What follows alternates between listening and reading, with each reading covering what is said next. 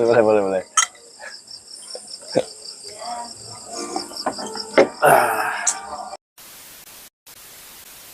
Nah, teman-teman, setelah kita podcast di episode 1 ya, bareng bintang tamu yang sama, dan kemarin di akhir kita pengen nyoba-nyoba kafe dan nyoba kopi yang lain ya, mencoba rekomendasi yang enak-enak.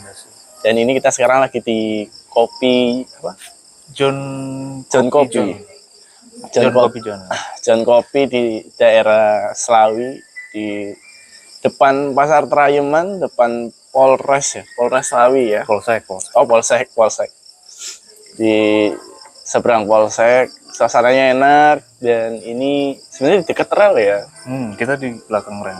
Belakang kita ada rel, suasananya, dan kita lagi di alay ya. Kita di bagian outdoor ya. Lumayan enak loh ini. Sebenarnya pernah kesini juga? Pernah. Jadi pernah lewat doang sih awalnya. Cuma abis itu lihat searching karena pengen nyoba kopi di daerah Tegal, bosen. Di daerah kota Tegal ya. Di daerah kota Tegal tuh bosen. Akhirnya cari di sekitaran Slawi. Ada banyak nih. Banyak pilihan. Cuma pertama nggak kesini dulu nyobain kopi yang di daerah Slawi lain, di tempat lain. Tapi ya tempat enak buat nongkrong doang, tapi kopinya nggak terlalu ini. Karena ini kan nyari kopi nih. Iya. Nyarinya kopi yang ya diolahnya inilah proper lah gitu. Kalau misalkan personal choice ya, pilihan yang paling favorit pas kayak kita nih coba-coba kafe itu, kopi dengan olahan apa dan kopi dengan biji yang kayak apa sih sebenarnya pengennya kalau nyari ya, yang enak ya di luar tempat nih. Di luar tempat ya. Ini khusus kopinya aja kan? Khusus kopi. Yang pertama ini sih, tiap orang tuh beda-beda selera kopinya. Lidahnya ada yang dia nggak bisa toleransi ke pahit sama sekali. Lah ngapain ngopi Pak? Tapi pengen ngopi gitu. Akhirnya jatuhnya kan kebiasaannya kayak di kopi instan, atau kopi-kopi yang kemasan udah ada di convenience store, kayak ini Maret. Iya. Kita kan nggak di ini. Nah itu kan banyak itu manis semua kan. Gulanya tuh kebanyakan kemanisan. Betul. Untuk yang suka pahit ya. Ya, jadi kalau orang sukanya udah kayak gitu, ya kita kalau dikasih kopi cappuccino aja yang tanpa gula, itu nanti dia berasa apaan nih, apalagi nyobain espresso gitu. Apaan tuh? Jadi kalau ente pribadi sukanya? Kalau aneh tadinya tuh suka ini, aneh kalau coba itu pertama espresso dulu ya. Espresso murni. Nyobain espressonya dulu di satu kafe nih. Aneh cobain espressonya. Iya. Karena itu basicnya ya. Iya, kalau nongkrongnya aneh refill lagi pakai ya tergantung jam. Kalau agak siangan ya cappuccino atau cafe latte gitu, tergantung ini aja sih. Cuma kalau yang milk base itu kan lebih bisa dinikmati santai kan. Dibanding kalau kayak espresso black coffee ya, itu kan agak ras kan pengennya. Apalagi espresso dikit doang, kalau udah dingin aja dia rasanya udah nggak enak. Jadi harus sipping itu cepat. Kan emang dari awal di budayanya kan dia minum espresso kan cepat untuk morning, pagi-pagi minum kopi cuma sip dikit aja, dikit-dikit, tapi cepet gitu loh. Habis itu dia langsung beraktivitas kan, dia kerja segala macam gitu. Tapi kayak tamparan pagi. Kafein boost. Melek ente. Tabuk. Tapi kalau ini kan kalau siang, milk base ya. Iya, milk base. Kalau malam kayak abis itu lama-lama tuh sekarang kan udah mulai banyak ini ya, trennya tuh kalau malam sih aneh biasanya ini manual brewing. Ya pengen dapet rasa kopi yang yang enak tapi lebih santai gitu. Yang maksudnya nggak milk base ya? Nggak milk base kalau udah malam biasanya gitu. Iya.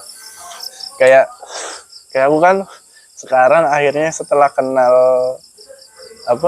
pour over T60 pour over ya, T60 terus yang style Japanese ya. Pakai es ya, itu ternyata enak buat teman-teman yang suka V60 tapi mau minumnya lebih santai, takut rasanya berubah. Kayak ternyata kalau metode seduhnya Japanese drip itu lebih santai dia, karena si rasa kopi di pour itu memang langsung di drop suhunya, jadi dia lebih dingin. Nah, rasa kopinya berubahnya itu nggak terlalu jauh gitu. Lebih ke kunci, lebih ya perubahan rasanya tuh lebih ke bocor halus lah. Kalau panas tuh beneran agak dingin dikit, cepet minumnya walaupun ini ya, walaupun disajiin panas keluar tuh. Makan kalau kita pour over tetap dari suhunya di drop sampai di gelas aja. Mungkin panas-panasnya di 70 lah, mungkin 70 derajat. Itu kalau kita nongkrongnya di luar mah bentar doang gitu. Iya, itu kayak jadi kayak tambah asam, lebih asam. Acidity-nya naik. Jadi soalnya aku termasuk yang nggak terlalu suka terlalu tinggi asamnya sebenarnya. Malah lebih ke yang bold ya. Yang bold, lebih ke arah robusta ya biasanya pakainya ya. Enggak juga sih, banyak. Arabica juga banyak. Tapi emang rata-rata Arabica kan acidity-nya lebih tinggi. Acidity-nya lebih tinggi. Nah, Anda pernah nih ini pengalaman dari salah satu coffee shop di Tegal gitu. Dia ngadain event pour over. Anda ikut? Enggak, Anda cuma bantu. Enggak bantu. Datang doang. Pengamat. Orang di ini diajak. Terus mungkin karena bukan budayanya orang sini itu ngopi yang pahit. Langsung dikasih pour over V60 Arabica. Mas, apa nih kopinya kok basi ya? Asem gitu. Bukan Pak, itu memang karakter rasanya kayak gitu. Ya kan kita nggak bisa nyalain orang. Iya, yang komen kok basi itu siapa? Yang ininya orang-orang yang nyobain. Jadi kan itu barista tuh bikin event kopi gratis buat orang-orang. Ini kopinya basi ya? Asem soalnya. Enggak Pak, itu bukan basi Bapak. Kalau bapak-bapaknya nonton, tolong ya Pak, itu keringat Bapak yang asam. tidak semua kopi rasanya kopi kucing ya. Iya. Yang cuma enggak, kalau kopi hitam nggak semua rasanya kayak kapal api. Iya. Tapi kalau untuk dijual sebenarnya lebih untung yang mana sih antara robusta Arabica? Kalau dijual, tergantung kita jualnya berapa. Makanya kan harga orang jualan kopi itu kan variatif ya. Sebenarnya awalnya tuh sekitar berapa? Waktu Ane masih buka tempat kopi ya, itu tuh harga sama sebenarnya sama kayak sekarang. Cuma mungkin kalau dulu kan harga segitu value-nya bisa lebih gede dibanding beli. Harga nilai uang segitu tuh lebih gede kan dibanding dengan sekarang. Inflasi. Nah, kalau sekarang tuh harga jualnya tetap sama kan. Misalnya 25.000 dulu 5 tahun lalu beda kan, kayak 25.000 sekarang. Nah, kalau dulu tuh kan harga 25.000, 35.000. Mahal kan? Mahal. Terhitung mahal gitu, tergantung mahal beansnya. dari sekarang lah. Kalau beans lokal sama beans luar itu agak beda harganya, roasternya siapa dulu. Nah, kalau dijual Arabica tuh harga jualnya di Bandung berapa ya? Ya lumayan di atas 20.000 sampai ada kalau memang kafenya emang pricey ya 30 ke atas. 50 sampai itu nggak pernah Segelas. satu gelas. Anjir. Karena kalau aneh kan nyobain kan memang pengen 50.000 segelas bikin happy. Tapi 50.000, weh. daripada aqua gelas kaca, Iya, mending kopi. masih mending kopi dibanding aku. Mending kopi. Tapi di antara tempat-tempat yang dicoba nih kalau nongkrong Di mana sini? di Tegal, Di Tegal. nih, suasana tempat ngaruh nggak sih pas ngopi? Selain tadi ya biji arabica atau robusta, Ngaruh-ngaruh. rasanya. Kalau aneh, Ah. aneh demen tempatnya yang nggak terlalu rame. Hmm. Masih bisa buat ngobrol kayak gini. Tapi Ini ya- termasuk nyaman sih ya. Ya termasuk nyaman. Nggak sepi tapi ada jarak lah. Ada jarak gitu kalau kita jadi punya privacy masing-masing Iya, di iya. setiap tempat. Yang nggak terlalu rame lah, tapi ya kalau ada banyak pengunjungnya kan enak ya cuci mata Iya. gitu. Yang nggak Nggak enak ada yang nih, bercanda guys. Nggak bercanda. lo nggak apa-apa. Nggak, yang nggak enak tuh kalau tempat kafe untuk ngopi ya, maksudnya bukan restoran Bukan restoran. utamanya, lebih ke kopinya itu menu utamanya. Mm-mm. Paling nggak enak tuh kalau yang ada gerombolan lebih dari 5 orang. Iya, ya. Mm-mm. Main Uno Stako kan, main apalah permainan yang dikit-dikit teriak, Iya, dikit-dikit iya. teriak. Atau yang ketawanya kenceng banget gitu. Oh. Maksudnya Wah, biar sampai satu ruangan tuh pengen iya, sampai biar Pemalang tahu beneran semua. ya. Mereka tuh lagi ngetawain apa gitu. Eh, Aneh nggak seneng itu maksudnya suasananya tuh untuk menikmati kopi nggak cocok sih menurutku ya. Mungkin cocok untuk Mungkin kalau aneh makan rame-rame gitu. Iya, Bukan mungkin untuk kopi santai. zaman kalau awal-awal kuliah mah seneng kali ya. Mungkin karena kita Cari datangnya tempat juga yang space gede kan, iya, yang juga gerombolan luas gitu. juga. Emang kita datangnya kan rame-rame nih. Iya.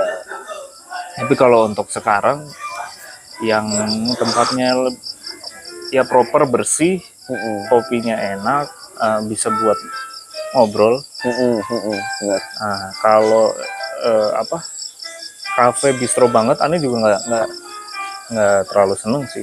Yang maksudnya Ya, makanannya resto juga ya. utama. Dia kan jual Iya. makanannya juga.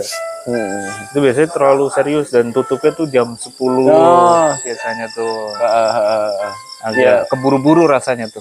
Kita kan kadang keluar OTW gitu-gitu. Lagi kan santai dulu Santai. lah, baru keluar jam 8, jam 9 mungkin. Jam 9 baru sampai. Itu kayaknya rasanya Jam 10 udah tutup. jam Kan 10 terlalu diburu-buru, enjoy. banget.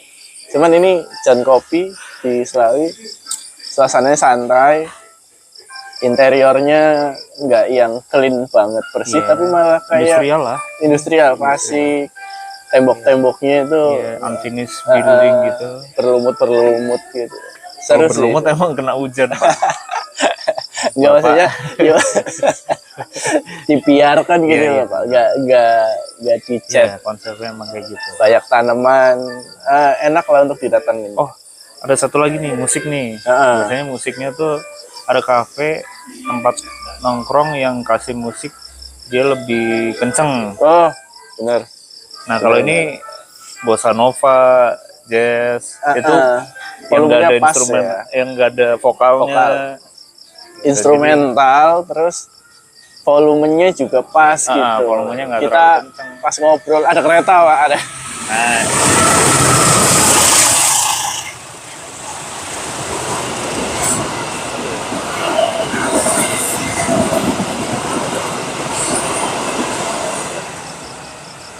kopi dulu Bukti lah, Pak.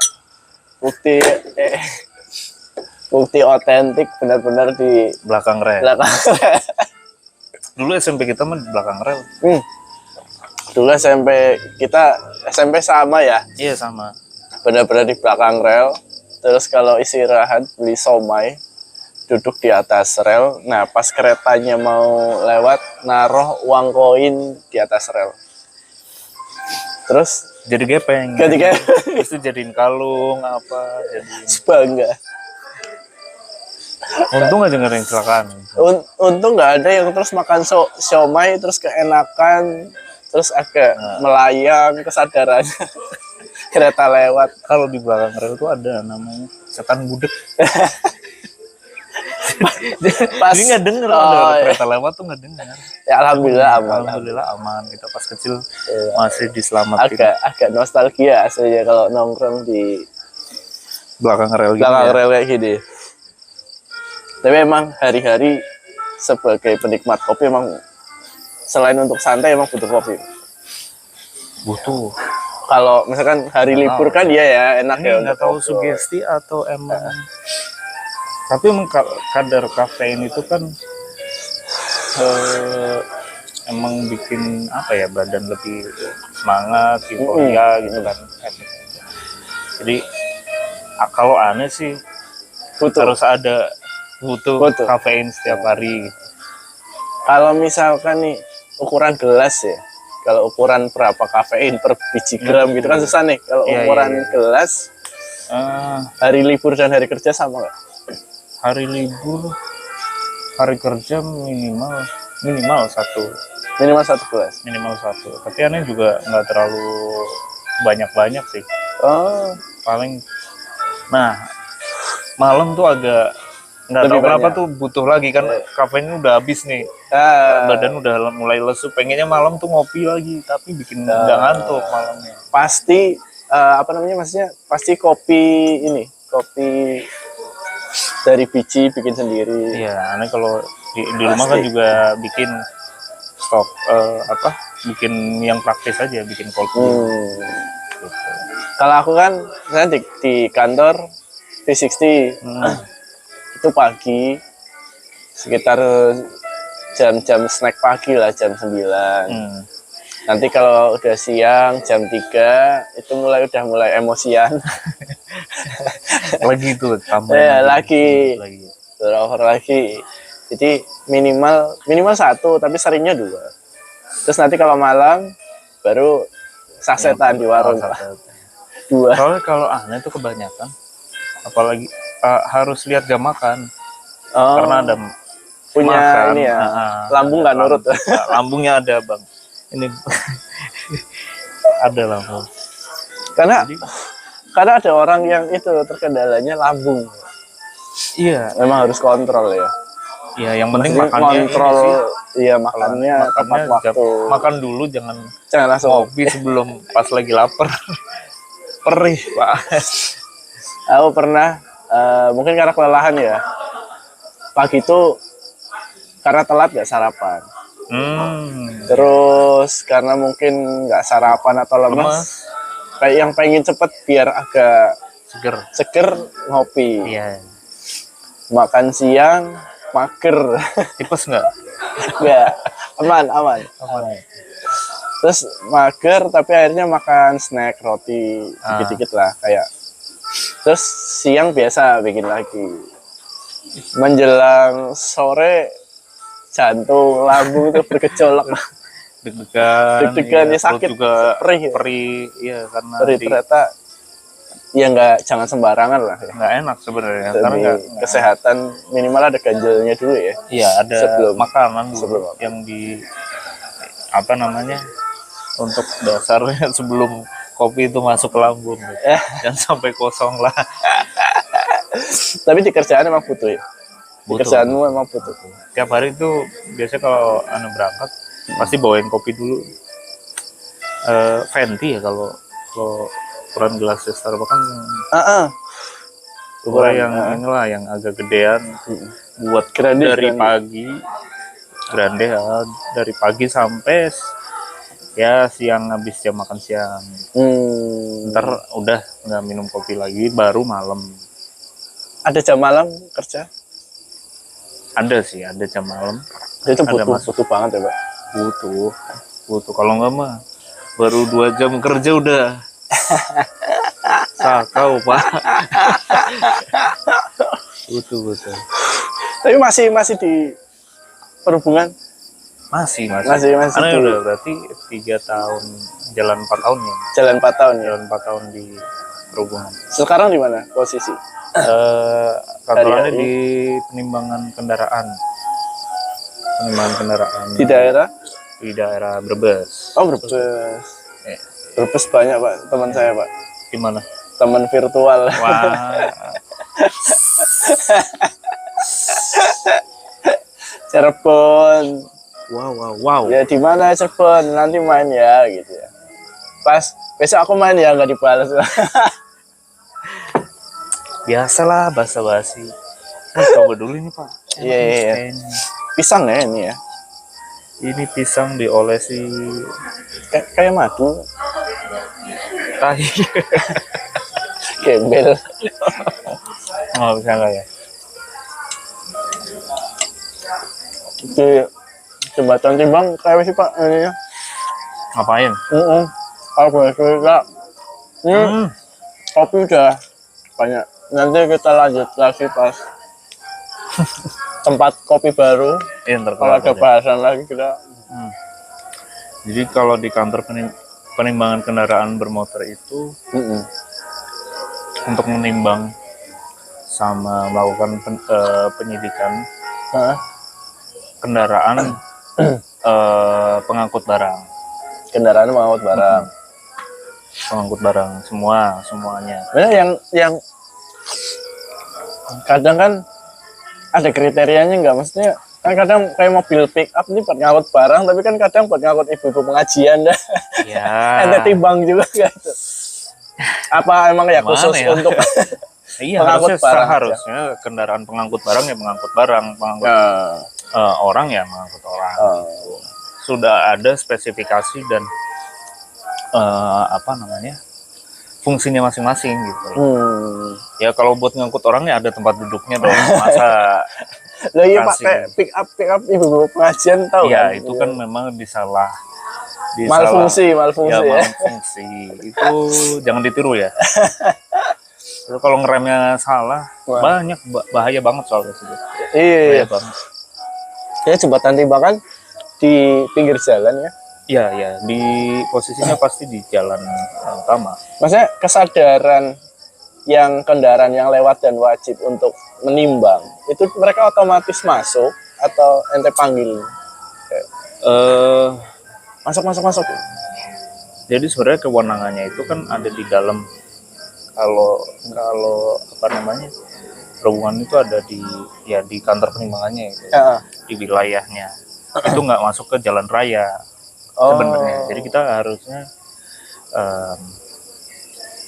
apa namanya ya cuma kesadaran orangnya itu masih rendah gitu loh. Kalau ini opini saya sebagai apa ya Pelaku yang ada di lapangan gitu. ya. Pelaku kayak Salah satu yang terlibat lah ya. iya yang bekerja punya tugas dan punya tugas dan tanggung jawab di kantor penimbangan itu ya sebagai yang bekerja di situ lah. Jadi kalau fakta lapangannya memang sulit untuk memasukkan kendaraan gitu loh.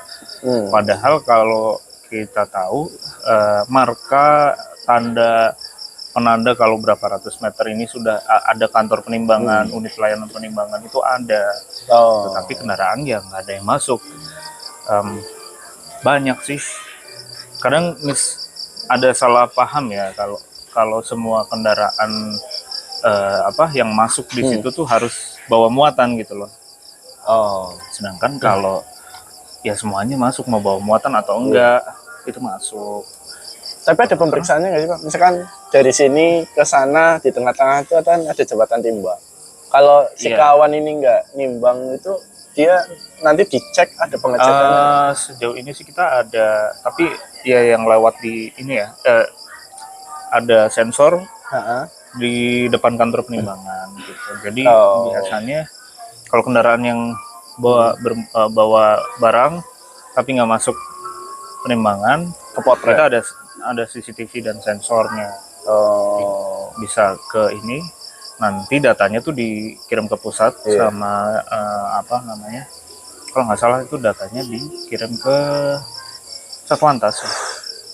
Satlantas. Dia belum ada kayak toa di pinggir jalan. Kalian kadang di lampu merah kan, mas-mas yang makan es krim tolong turun dari motor gitu-gitu. Susah ya? Susah. Kesadarannya juga harusnya sih semuanya masuk ya. Karena ada kesadaran sendiri ya. Dan setiap kendaraan bermuatan barang itu harusnya dilengkapi dengan sertifikat uji kelayakan. Layak dari jalan. Kelayakan untuk kendaraannya. Jadi di sertifikat itu ada spesifikasi, ada daya angkutnya berapa, ada dimensi kendaraannya berapa. Jadi ya dasarnya itu segala keterangan yang terkait kendaraan itu ada. Itu harus dibawa ya. Harus dibawa. Itu yang ditempel itu kan, karena ada tuh yang ditempel di. Iya, jadi itu komponennya ada kartunya, ada sertifikatnya, ada stikernya. Nah, stiker ya yang stikernya untuk di scan. Jadi cuma memang nggak semua ini untuk teknis lah itulah. Kalau itu teknis gitu loh. Jadi ya intinya semuanya harus bawa gitu loh, dilengkapi. Sama aja kayak kendaraan bermotor bawa harus ada STNK SIM-nya gitu. Benar. Ini kalau ini lebih spesifikasi ngomongin karena dia untuk kendaraan angkutan barang ya. Iya, angkutan barang. Angkutan orang enggak kan? Maksudnya kayak angkutan orang bis kan ya. Aduh. Iya, kalau bis kan ada ininya sendiri. Pengawasannya sendiri. Sendiri. Nah, kalau di Kementerian Perhubungan Darat itu menaungi dua ya. Satu, pengangkut orang itu ya di terminal tapi yang tipe A. Yang besarnya. Nah, itu masuknya ke Kementerian Pusat. Ke terminal tipe A dan unit pelayanan penimbangan kendaraan gitu. Itu masuknya ke pusat semua. Cuman memang di Jembatan Timbang tuh lebih fokus memang kendaraan ini membawa muatan atau mungkin si kendaraan ini kelayakannya sudah benar atau enggak gitu, atau gimana? Iya, pertama dilihat dulu kan, kita periksa ininya sertifikat ujinya masih berlaku atau enggak. Iya, masih berlaku. Kan itu ada masa berlakunya tuh. Nah, kedua, pisangnya, Bang. Di setiap kantor penimbangan itu ada pengujinya, ada penimbangnya. Memang jabatan fungsional itu teknis ya. Teknis. Nah, itu memang ada JFU-nya emang penimbang sama penguji gitu.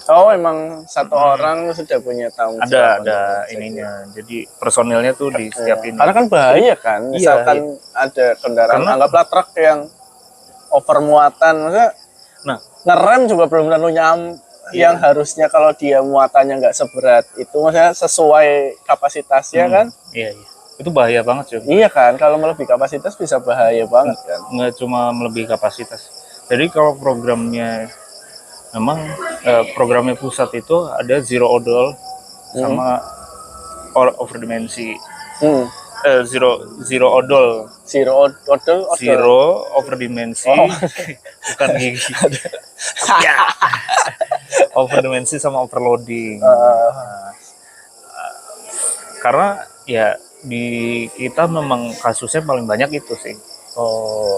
Paling masalah overload sama overdimensi kendaraannya. Dimensi itu dimensi kendaraannya. Karena kendaraan modifan, maksudnya bak-bakannya diperlebar sendiri atau gimana?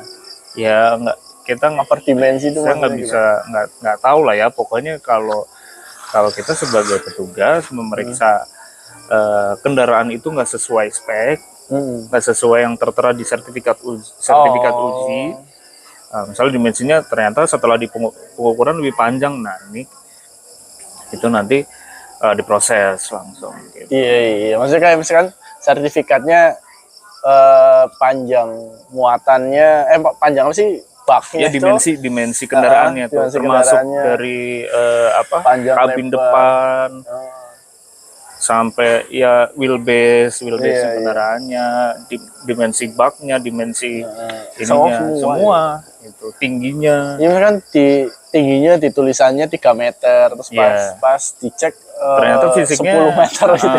Ya itu karena kalau merubah itu masuknya pidana. Harusnya nggak boleh ya? Nggak boleh. Iya, Karena itu ya itu masuknya ranah pidana. Maka itu kan memang godaan yang sangat besar karena kan efisiensi dari bisnis ya. Dilihat dari bisnis kan semakin muatannya semakin gede, ya, kita kan tahu lah kalau orang semakin, kalau ini kan pengennya cost efisien gitu.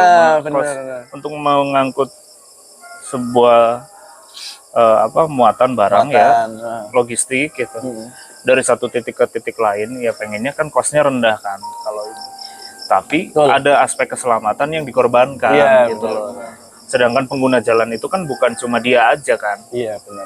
Banyak kendaraan pribadi, ada ya sepeda motor, mobil. Iya. Lalu umur jalan yang kita pakai itu kan kerusakannya, siapa yang mau maintenance coba. Sedangkan Matic itu bahaya Pak, maksudnya itu kan yang memicu rem mendadak ya. Iya. Apalagi kalau kendaraan pengangkut barang itu kan, contohnya truk ya, jenisnya truk itu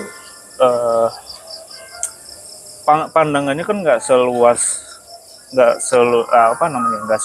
kendaraan pribadi kan, biasanya dimensinya lebih kecil. Sedangkan pengangkut barang kan panjang gede. Nah itu banyak blind spotnya. Spion tengahnya tuh nggak ada Pak, kita kan nggak bisa lihat ke belakang, cuma mengandalkan dari spion kiri kanan. Iya. Ya, itu kan banyak blind spotnya. Bahkan ada video juga itu di depan truknya sendiri, moncong depan itu nggak ada kendaraan, kita nggak tahu sebagai supir. Iya. Emang resikonya besar sekali. Iya, itu ini cerita Pak ya, sharing. Vivian kan bawa mobil tuh Pak. Dari kiri ada truk. Nah, truknya itu dia nggak pasang lampu sein. Jadi nyelip dulu nih, setelah sejajar dia pasang lampu sein. Tapi lampu sein depannya itu tuh nggak kelihatan. Iya. Sama truknya. Iya, harusnya kan lewat dulu, setelah lampu seinnya kelihatan baru dia nganan. Nah ini enggak.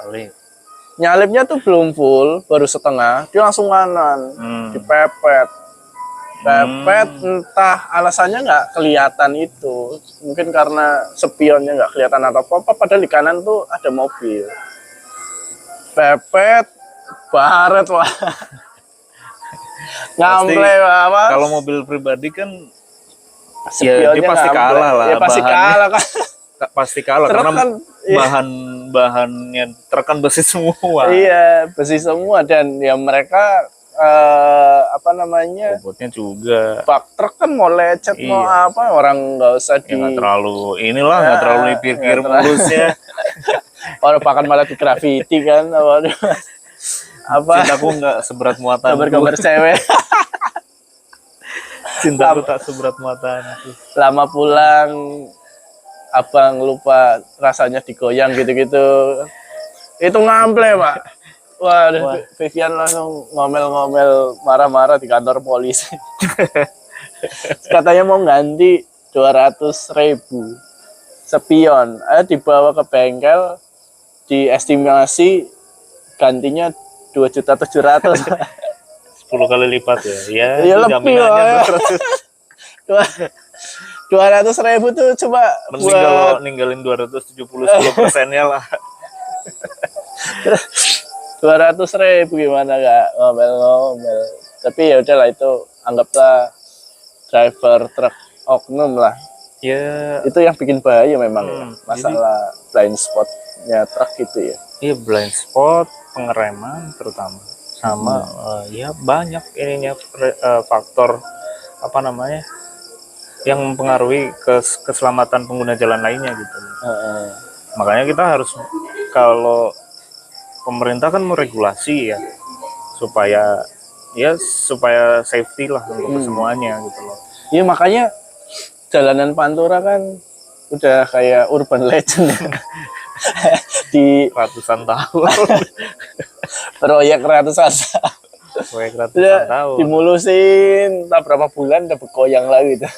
Ya itu Aspalnya. kan karena emang ini kalau masalah apa namanya umur jalan itu Iya. mungkin banyak lah, ada ahlinya, cuma setahu aneh ya kalau kendaraan sorry, maksudnya kalau jalan ya, jalan itu kan pengangkut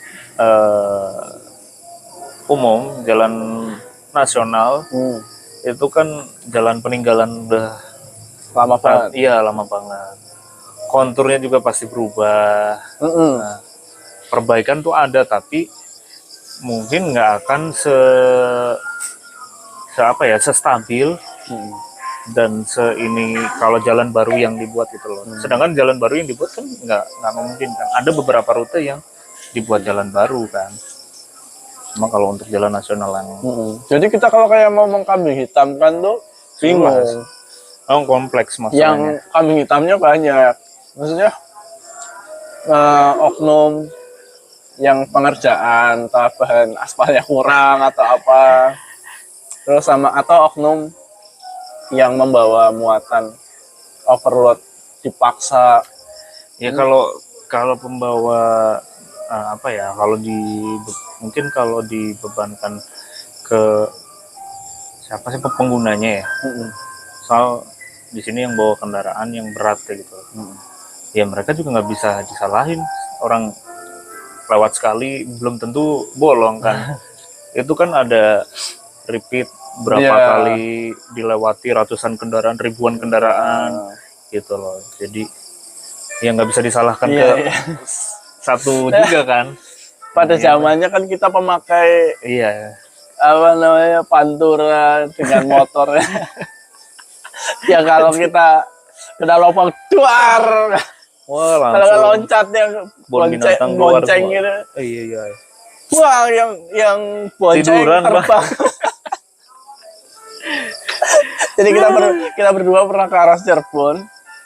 Entah itu jembatan, jalan rusak, lupa. Dia tidur di belakang. Ngantuk, Pak.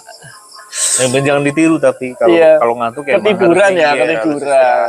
Walaupun bonceng juga harusnya bilang sama ini ya. Lah aku yang bawa tuh nggak tahu dia ketiduran. Saya juga nggak tahu kalau ketiduran. Singkat cerita entah jalan rusak, entah ada jembatan, loncat motor yang kami kendalikan, buang lah. Kayak saya nyetir kan megang stang nggak masalah kan. Yang belakang pak terbang, wah. Pantat nggak napak. Woi, pas jatuh ke motor, kaki yang nggak napak. Tiba-tiba teriak, asu. Aduh. Habis itu diselip bapak-bapak ya. Hati-hati. Mas, jangan balap-balap kata. Balapan sama siapa Pak? Orang kita nggak ada lawan. Aduh, ya emang jalan rusak Pantura emang aneh-aneh. Itu SMA ya? SMA. Iya SMA. Udah mau dekat-dekat kuliah. Iya, udah mau lulus itu. Terus ngapain yang gitu ya? Ke Cirebon jauh-jauh gitu. touring. Terus ke Semarang, Jogja, wah. Ke Semarang musim hujan, jalanan apa namanya banyak lubang ya, lubang. Hujan. Si kampret pakai celana warna putih, pasti terabas. Warna muncrat ke celana jadi sampai kopi susu gula aren. Sampai Semarang, warna celananya jadi kopi susu.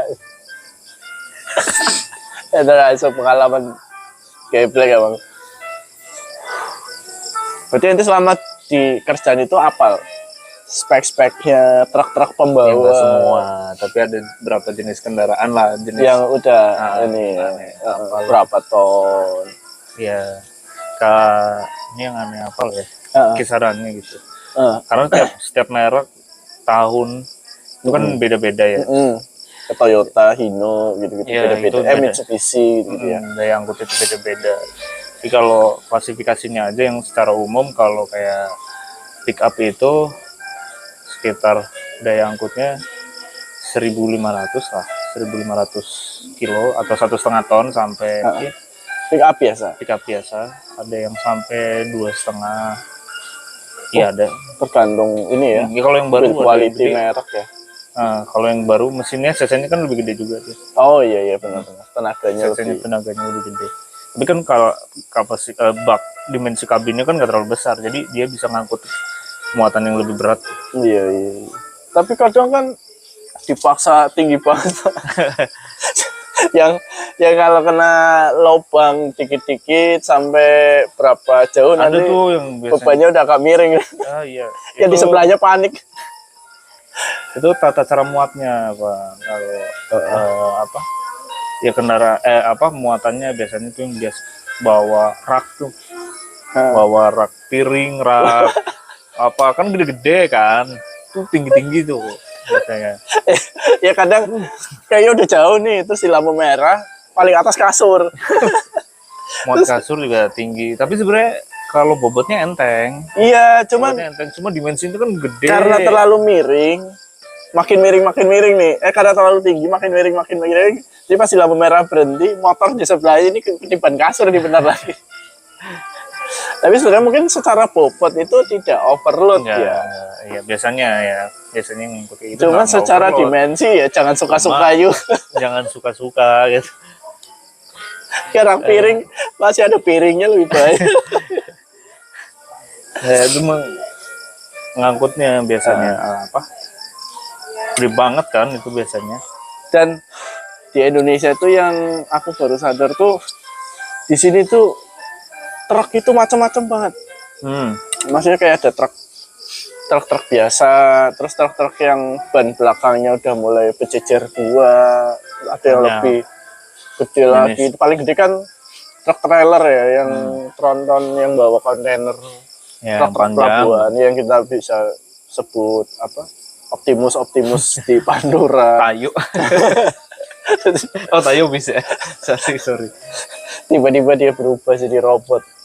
Tapi kalau tak lihat di mana ya, anggaplah di film-film dokumenter di luar gitu. Di luar. Itu kayaknya ya cuma kontainer aja yang ini. Kayak nggak ada truk yang kecil-kecil Hino, ya. apa Hino pasarnya belum sampai Amerika atau enggak lah. Itu kurang tahu ya kenapa persisnya. Tapi kalau di sini emang banyak jenisnya banyak. Ada di atas pickup ya. Nah, di atas pickup itu ada engkel kecil. Engkel kecil itu daya angkutnya bisa di atas pickup sampai dengan 5 ton. Modelnya kayak truk udah bentuknya kayak truk, tapi bannya 4. Bannya 4. Masih iya. Di atas engkel ada cold diesel biasanya. Cold diesel. Iya, iya. Cold diesel itu paling banyak kayaknya. Cold diesel. Paling umum, paling banyak. Umum. Di sini banyak banget. Karena mungkin kan emang itu mesinnya kuat, bisa naik gunung, antar di Batia itu kan kuat. Terus kan pasir. Di sini ngantar barang kan nggak sebanyak mungkin kalau di luar kan kontainer trailer yang panjang-panjang kan. Kalau di sini mungkin barang bawaannya lebih sedikit, jadi kebutuhan truknya juga nggak harus jadi segede-gede pabrikan itu, tuh udah ngeluarin ya sesuai dengan kebutuhan iya sih, ininya, kebutuhan dengan kebutuhan konsumennya. Iya, kebutuhan pasarnya, wilayah-wilayah yang dijangkau juga kan nggak mungkin truk trailer kalau kita kan masuk desa Pakungan dengan luasan jalan. Iya benar lah ya. Luasan jalan ya kan nggak mungkin pakai truk yang gede-gede. Taunya bawa cuma berapa kilo doang. berat di ongkos. nggak masuk jalan selamat lah. Cuma udahlah dipakai sepeda.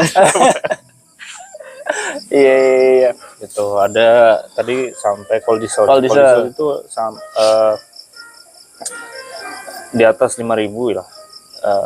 Umumnya tuh sampai 8,5 juga ada. 8 ton.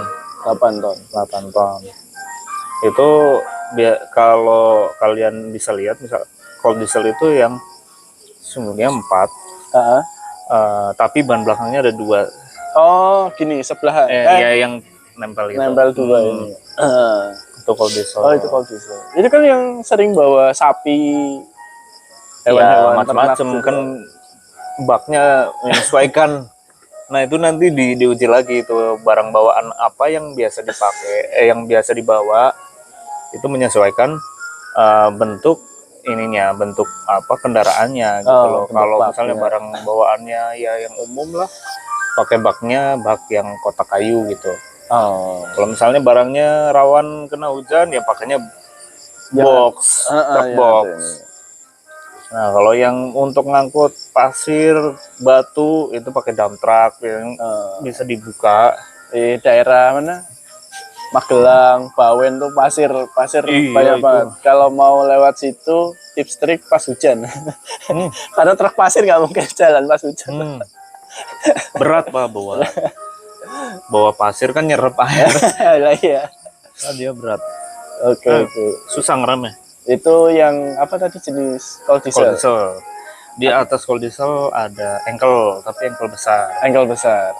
Biasanya sampai ya 11 sampai 15 ton. Di atas engkel ada tronton. Tronton itu trailer ya? Enggak, tronton itu 6 sumbu ya? Bukan. Sorry. Yang ban belakangnya 4 kan? 4 tapi 22.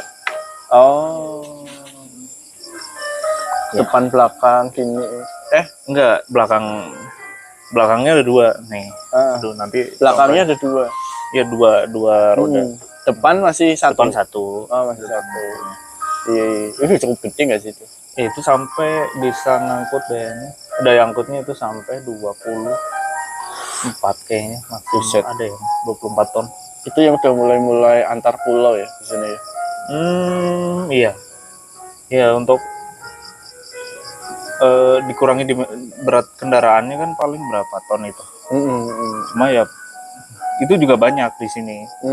Tronton tuh banyak. Yang lewat di Pantura. Ya di Indonesia banyak. Di Indonesia ya. Ada nih pernah nemu kasus. Kol diesel kan kapasitas paling 7,5. Kalau mobilnya baru bisa yang merek baru, jenis baru, ada yang sampai 8 ton bisa ngangkutnya ya. Ini dimuatin pasir sampai 20 ton. Mati.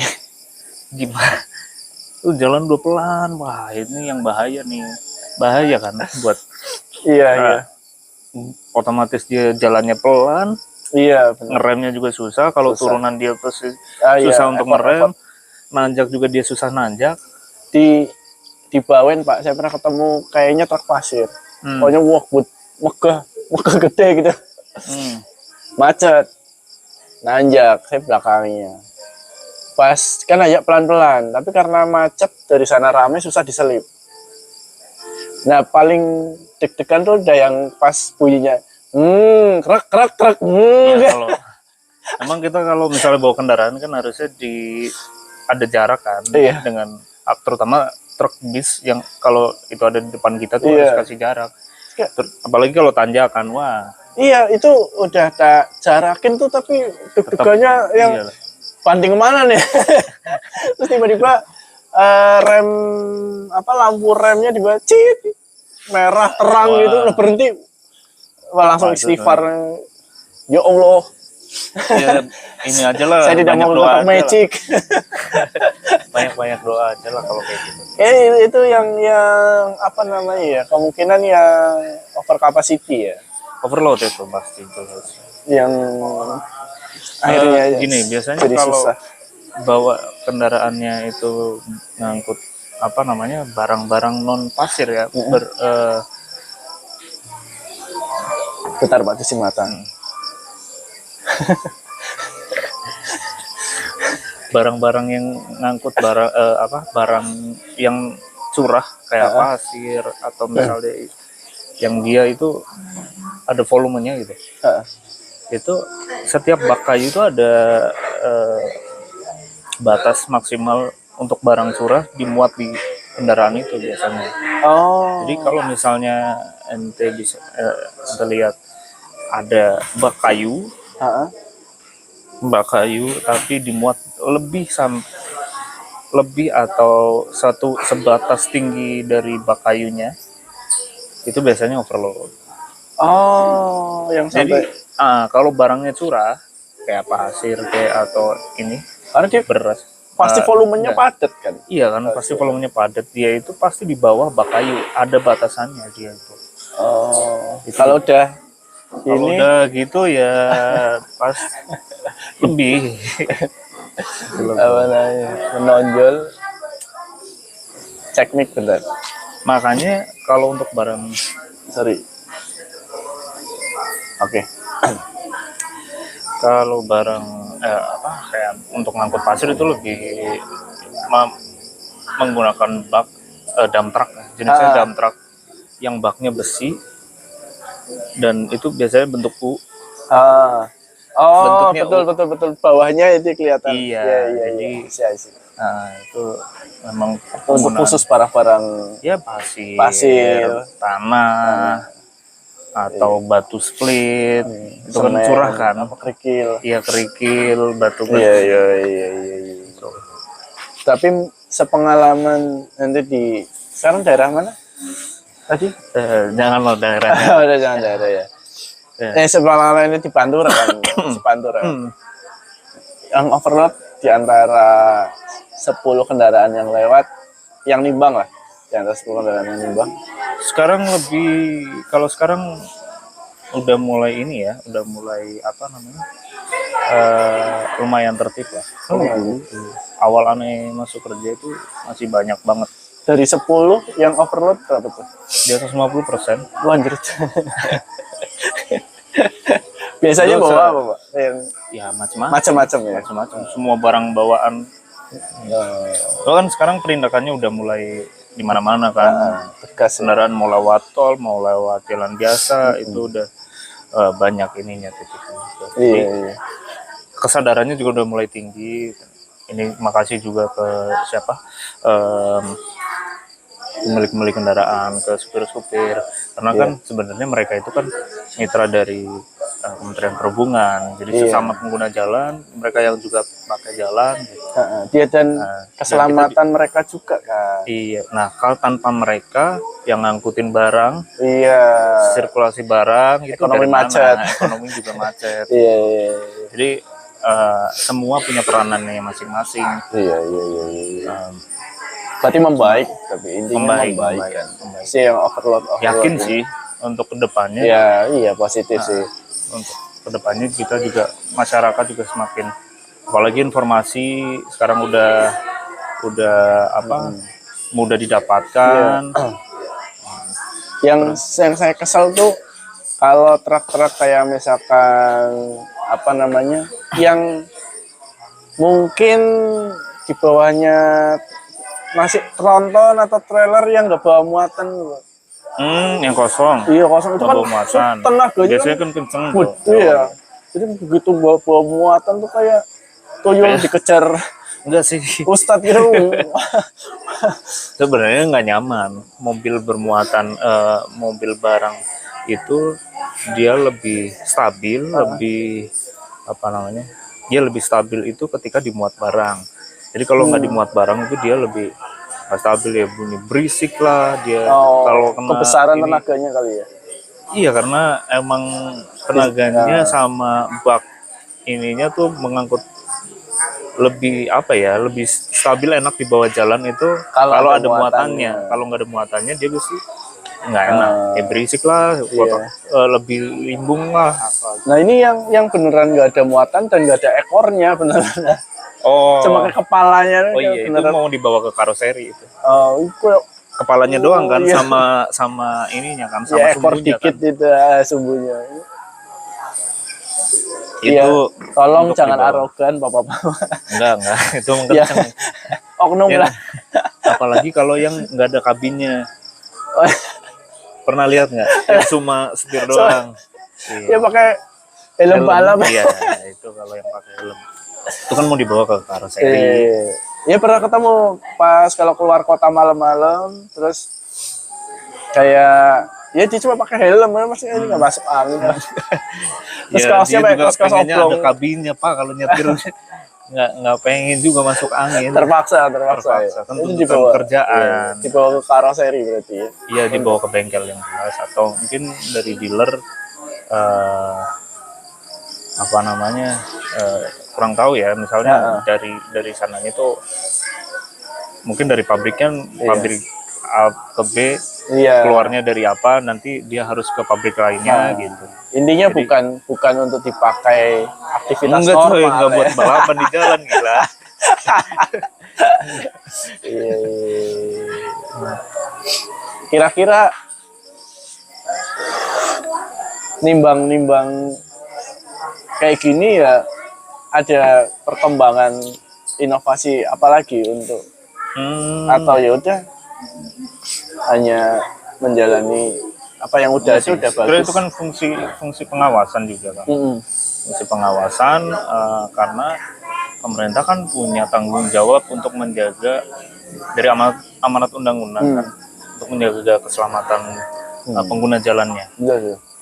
Jadi memang kita punya tanggung jawab yang jelas gitu, berdasarkan dari undang-undang untuk ini. Jadi kita harus mengawasi juga.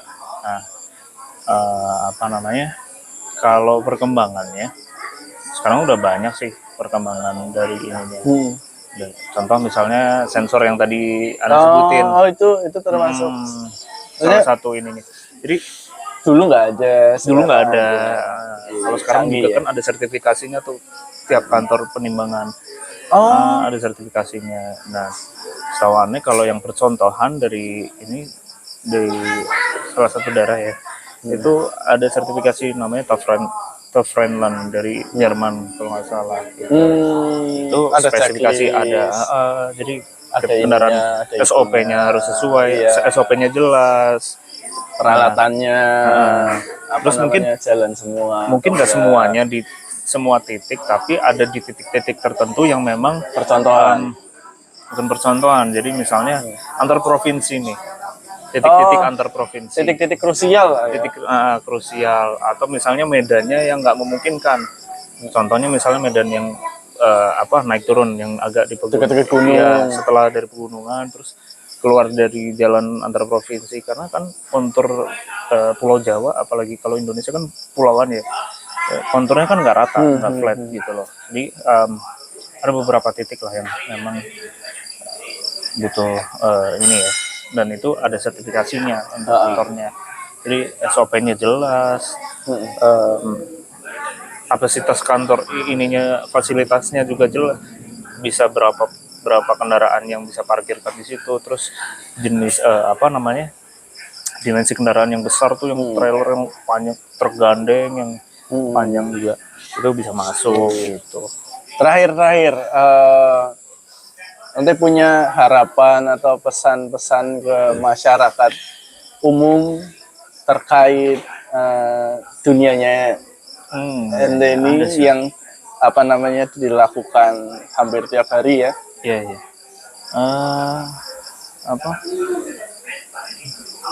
Mungkin kalau di kantorannya citranya ini ya, berarti kalau kinerjanya bagus orang nggak terlalu aware. Iya benar. Tapi kalau kinerjanya jelek, blow up. Nah itu ya bikin thread di Twitter. Ya, semua lapor Pak Ganjar gitu ya. Pasti ada yang ngelapor, tapi wajar namanya. Wajar kalau hak orang juga kan. Iya. mungkin kalau Ane sebagai pengguna jalan merasa terganggu, Ane juga bisa melaporkan yang lainnya kan. Gitu loh, itu hak dari setiap warga. Iya. Apalagi di zaman sekarang kan. Iya. Harapannya emang pengennya keamanan di jalan raya itu lebih lebih aman gitu ke depannya terutama. Karena kalau sekarang resiko di perjalanan darat kan tinggi ya. Tinggi banget. Resikonya tinggi banget. Nggak cuma dari spek kendaraannya. Yes. Perilaku pengguna pengemudinya. Perilaku mengemudinya juga. Mental, terus emosional kita. Iya, buru-buru, emosi. Jadi nggak cuma pengemudi mengangkut barang, tapi semuanya lah. Iya. Pengennya tuh lebih aman, lebih aman untuk kedepannya. Memprioritaskan keselamatan. Iya, memprioritaskan selalu. Maksudnya kalau kita udah keluar rumah ke jalan raya, perilaku itu harus kita tetap ingat terus gitu. Iya, ya kadang kan orang ketika kita ke jalan raya itu lupa bahwa setiap pengguna jalan raya itu punya emosi yang beda-beda. Iya. Punya perilaku mengemudi yang beda-beda. Kadang orang begitu aku ke jalan raya dikira semua itu benda mati gitu. Jadi kalau naik motor berasa Valentino Rossi, gocek kanan gocek kiri gitu kan. Sedangkan kan pengguna jalan kan emosi ya itu kan sama-sama orang kan. Sama-sama orang. Jadi ya harus saling menghormati. Gampang mungkin peraturan ada itu bukan buat membatasi kita, tapi justru untuk mengurangi resiko. Mengurangi resiko dan keselamatan kita. Iya. Kita pakai helm. Iya. Udah, maksudnya kemana-mana punya rasa harus pakai helm itu urutannya penting banget ya. Harga helm tuh nggak semahal kepala coy. Dulu anekdotnya kalau yang bawa helm nggak dipakai tapi dipasang di sadel depan itu pas lewat gini, selangkangannya lebih mahal daripada palanya. yang dilindungi. Iya. Oke, thank you. Kayaknya makin rame juga ya. Mungkin kita ketemu lagi di video-video selanjutnya di kafe-kafe lain yang nanti kalau ada waktu kita datangin lagi yang enak-enak. Jangan bosen-bosen ya. Jangan bosen-bosen bareng dia. Karena jujuran aja nih, aku ngundang dari podcast berarti ente yang keberapa ya? 4 lah, anggap 4, 5 lah. 4 atau 5. Itu yang tak undang udah 50 mungkin. Sisanya menolak. Ya udahlah, mungkin ya ngapain sih ngobrol sama Gilang di publish, yang nonton juga belum tentu ada. Udahlah ya. Mungkin ya nggak melulu kita harus gimana ya. Tapi ini namanya sharing pengalaman. Sangat penting gitu loh buat kayak misalnya Ane bisa dengerin pengalaman ente selama kerja, itu tuh insight baru buat kita yang buat kita nggak melulu di situ aja gitu loh. Jadi berkembang juga. Iya, jadi berkembang. Oke, terima kasih teman-teman yang udah nonton. Jangan lupa di subscribe biar saya cepat kaya. Jangan lupa di like, jangan lupa ditonton sampai selesai karena saya nggak akan bikin obrolan yang nggak ada isinya ya. Oke, thank you so much. Ada isinya guys. Ada boy.